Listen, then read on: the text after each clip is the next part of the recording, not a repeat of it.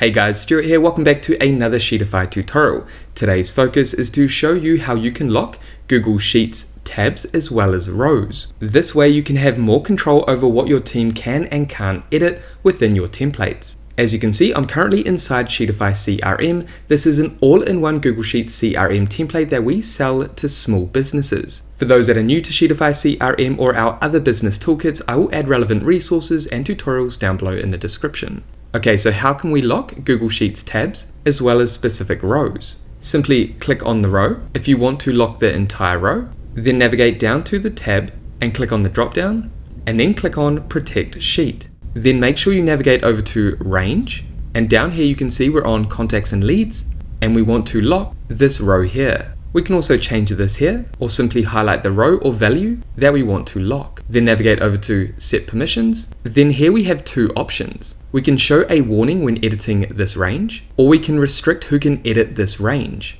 So for example, we have it custom selected. If I select only you, only I can then customize this row that I've selected.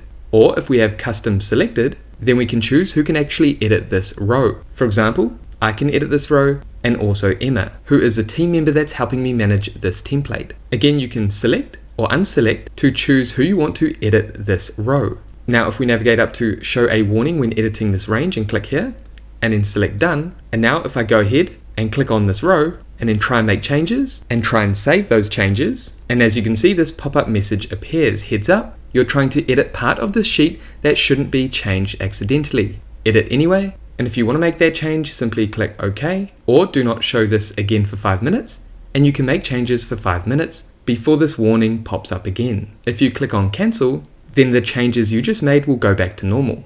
Now let's close out of this. Okay, now for example, if we click here, navigate down, click on Protect Sheet, and navigate back over to Range, let's set permissions again, click on OK, and this time maybe we want to restrict a user.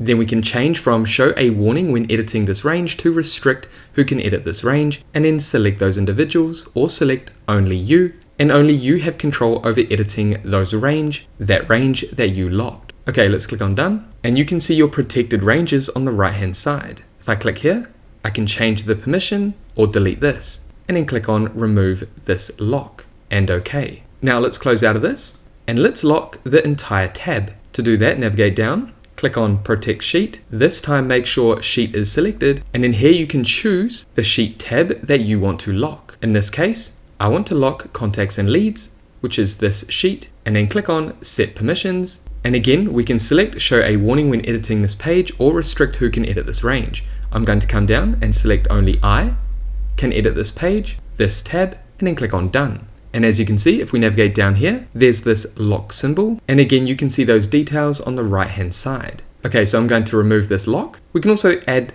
a description about this particular lock if we want. For example, our team members might want to edit something and they're not too sure why a tab or a range is locked. Then a description can help them identify why that tab or range is locked. Let's go ahead and delete this, remove, okay, and you can see that lock icon has now been removed. However, that is how you can simply lock specific ranges within your sheets as well as sheet tabs. If you have any questions about this tutorial, make sure to add them down below. And with that said, thank you so much for watching this tutorial all the way through to the end. If you got value, make sure you leave a like and subscribe, and that way I'll see you in the next video.